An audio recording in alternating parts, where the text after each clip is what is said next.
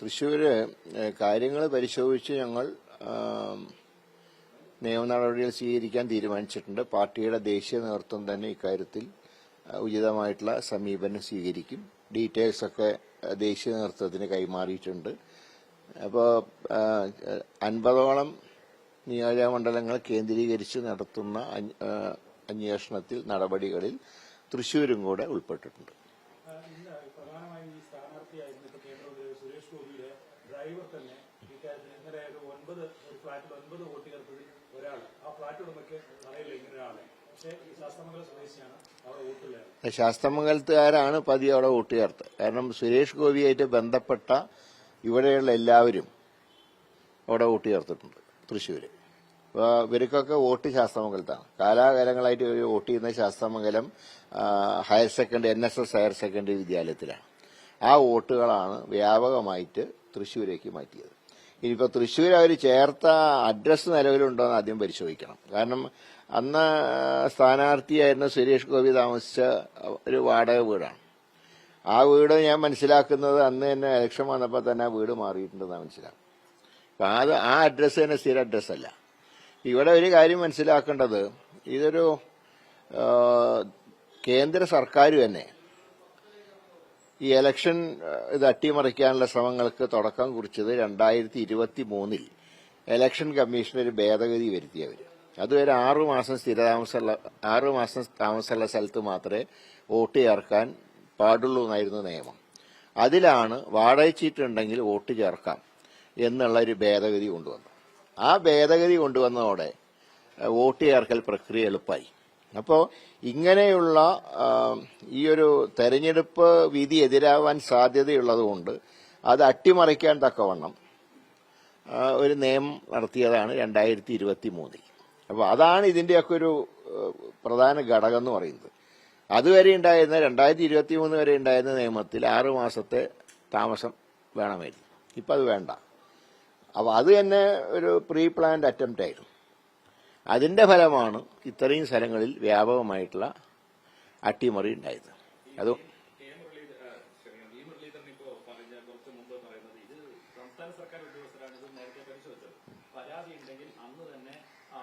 അല്ല, തൃശ്ശൂരത്തെ പരാതി ഞങ്ങൾ നൽകിയിട്ടുണ്ട്.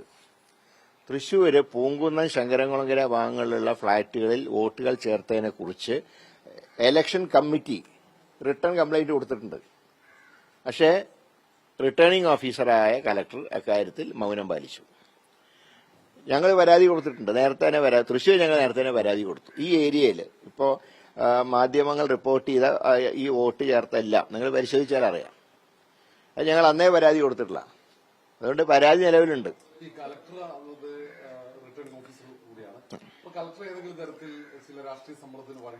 അല്ല, പിന്നീട് അദ്ദേഹം ആന്ധ്ര ഉപമുഖ്യമന്ത്രിയുടെ പ്രൈവറ്റ് സെക്രട്ടറിയേറ്റ് പോയിന്നാണ് ഞാൻ മനസ്സിലാക്കുന്നത്. അപ്പം അങ്ങനെ വന്നപ്പോ അതൊരു ഡീലിന്റെ ഭാഗം തന്നെയാണ്. അദ്ദേഹത്തിനെ കാണാനില്ല, ഫേസ്ബുക്കിൽ മാത്രമാണ് ഉള്ളത്. കാരണം ഇപ്പൊ അദ്ദേഹം കോൺസ്റ്റിറ്റ്യൻസിയിലും കാണുന്നില്ല. നമ്മൾ കണ്ട പാർലമെന്റിന്റെ ചിത്രങ്ങൾ വിഷ്വൽ സീനിലൊന്നും അയാളെ കാണാനില്ല. അദ്ദേഹത്തിന് ഉദ്യോഗസ്ഥന്മാരുടെ യോഗത്തിൽ പങ്കെടുത്തതിന് ഫേസ്ബുക്കിൽ കണ്ടു. കണ്ടാലല്ലേ ചോദിക്കാൻ പറ്റൂ. അദ്ദേഹം പാർലമെന്റിലും ഇല്ല, തൃശ്ശൂരും ഇല്ല. പിന്നെ എവിടെ പോയി നോക്കും?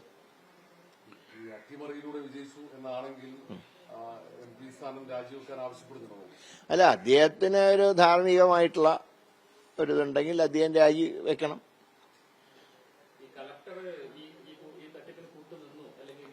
തീർച്ചയായിട്ടും ഞങ്ങൾ കൊടുത്ത ഒരു പരാതിയും കലക്ടർ അംഗീകരിച്ചില്ല എന്ന് മാത്രമല്ല, തെരഞ്ഞെടുപ്പിന്റെ ദിവസം 4 പേരെ പോളിംഗ് ബൂത്തിൽ തടഞ്ഞു വെച്ചപ്പോൾ കലക്ടർ വന്ന് പറഞ്ഞു അവർക്ക് ഐഡന്റിറ്റി കാർഡുണ്ട്, വോട്ടുണ്ട്, അതുകൊണ്ട് അവരെ തടയാൻ സാധ്യമല്ല എന്നുള്ള നിലപാടാണ് സ്വീകരിച്ചത്.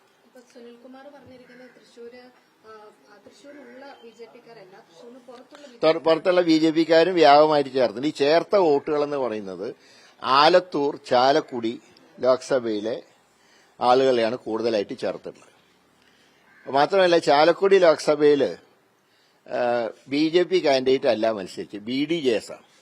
അവരുടെ വോട്ടിൽ വ്യാപകമായിട്ട് വോട്ട് ഇടിഞ്ഞിട്ടുണ്ട്. അവിടെ 2014 അഡ്വക്കേറ്റ് ഗോപാലകൃഷ്ണന് കിട്ടിയ വോട്ട് പോലും കഴിഞ്ഞ ലോക്സഭാ ഇലക്ഷനിൽ BDSന് അവിടെ ചാലക്കുടിയിൽ കിട്ടിയിട്ടില്ല.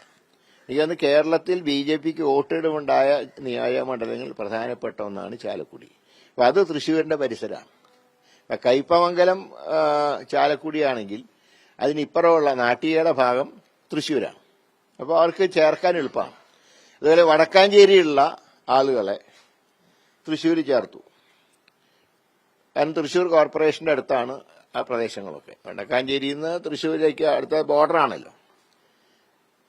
മുളകുന്താവിലുള്ള വോട്ടർമാരെ ഇങ്ങോട്ട് ചേർത്തിട്ടുണ്ട്. അപ്പോൾ അങ്ങനെയൊക്കെ വോട്ട് ചേർക്കാൻ അവർക്ക് എളുപ്പമായിരുന്നു. അതും മാത്രമല്ല, ഇപ്പോൾ ഒരു കാര്യം ഈ ഇലക്ഷനോടെ നമ്മൾ മനസ്സിലാക്കേണ്ടത്, ഈ ഫ്ളാറ്റുകളെ ഇനി സാമ്രാജ്യങ്ങളായിട്ട് കണക്കാക്കരുത്. വോട്ടർമാരെ തേടി പാർട്ടി സ്ഥാനാർത്ഥികളുടെ ആളുകൾ സ്ക്വാഡ് ചെല്ലുമ്പോൾ ഇങ്ങോട്ട് കയറണ്ടെന്ന് പറഞ്ഞ് വാതിൽ കൊട്ടിയടയ്ക്കുന്ന ഏർപ്പാട് ഇനി മുതൽ നടപ്പിക്കില്ല. അതാണ് ഈ പ്രധാനമായും ഫ്ളാറ്റുകൾ കേന്ദ്രീകരിക്കാൻ ഇടയാക്കിയ സാഹചര്യം എന്ന് പറയുന്നത്. ആ ഫ്ളാറ്റിന്റെ ആരെങ്കിലും ഒരാളെ പിടിച്ചാൽ മതി. ഇപ്പൊ ഈ വോട്ട് ചേർത്ത വോട്ടർമാരെ ഫ്ളാറ്റിലെ അഡ്രസ് ഉള്ളവർക്ക് അറിഞ്ഞുകൂടാ. ഇത് വലിയൊരു സീരിയസ് ആണ്. കാരണം കേരളം പോലെ സംസ്ഥാനത്ത് ഇങ്ങനെ ഒരു നുഴഞ്ഞുകയറ്റം എന്ന് പറയുമ്പോൾ അതിനെ നമ്മൾ ഗൗരവത്തിലായിട്ട് എടുക്കണം. പിന്നെ മറ്റ് സ്റ്റേറ്റുകളുടെ അവസ്ഥ എന്തായിരിക്കും? അല്ല, തൃശ്ശൂർ അതിനും കൂട്ടുനിന്നിട്ടുണ്ടാവണം. അല്ലെങ്കിൽ എങ്ങനെ ഫ്ളാറ്റുകൾ കേന്ദ്രീകരിച്ച് ചേർക്കും? 30,000 മുതൽ 86,000 വോട്ട് വരെ ചേർത്തതാണ് കണക്ക്. ഇപ്പൊ തൃശ്ശൂര് കഴിഞ്ഞ ലോക്സഭാ തെരഞ്ഞെടുപ്പിൽ വോട്ട് വർദ്ധിച്ച ഒരു നിയോജകമണ്ഡലം തൃശ്ശൂരാണ്. 1,47,000 വോട്ട് വർദ്ധിച്ചിട്ടുണ്ട് മുൻ തെരഞ്ഞെടുപ്പിനേക്കാൾ, 2019 അപ്പൊ അതിൽ പ്രധാനമായിട്ട് വന്ന ഈ ഫ്ളാറ്റ് കേന്ദ്രീകരിച്ചിട്ടുള്ളതാണ്. അപ്പൊ ജനവിധി അട്ടിമറിക്കാൻ എളുപ്പമാണല്ലോ.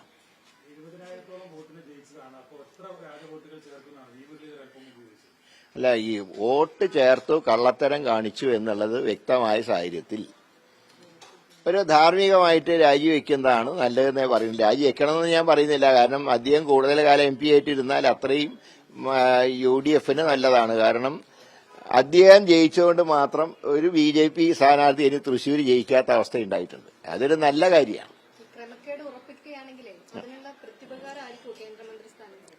അല്ല, അതുകൊണ്ടാണ് അദ്ദേഹം, എനിക്ക് തോന്നുന്നത്, ഇത്രയും ഫൈറ്റ് ചെയ്ത് ജയിച്ചു എന്നൊക്കെ പറയുന്ന ഒരാൾക്ക് സാധാരണ ഒരു ക്യാബിനറ്റ് റാങ്ക് കൊടുക്കുമല്ലോ. ഇത്തവണ കൊടുക്കാതിരുന്നത് നിങ്ങളുടെ കോൺട്രിബ്യൂഷൻ ഒന്നുമില്ല, ഞങ്ങളുടെ കോൺട്രിബ്യൂഷൻ കാരണം ജയിച്ചതാണ്, അതുകൊണ്ട് ഇത്രയൊക്കെ മതി എന്ന് ചിലപ്പോൾ മോഡി തീരുമാനിച്ചു കാണും. ഞങ്ങൾ കൊടുത്ത പരാതി നിലവിലുണ്ട്. ഞങ്ങൾ പരാതി കൊടുത്തില്ല. തൃശ്ശൂർ പരാതി കൊടുത്തിട്ടുണ്ട്. എനിക്ക് മറ്റുള്ള സ്ഥലത്ത് അറിയാം. ഞങ്ങൾ പരാതി കൊടുത്തിട്ടുണ്ട്.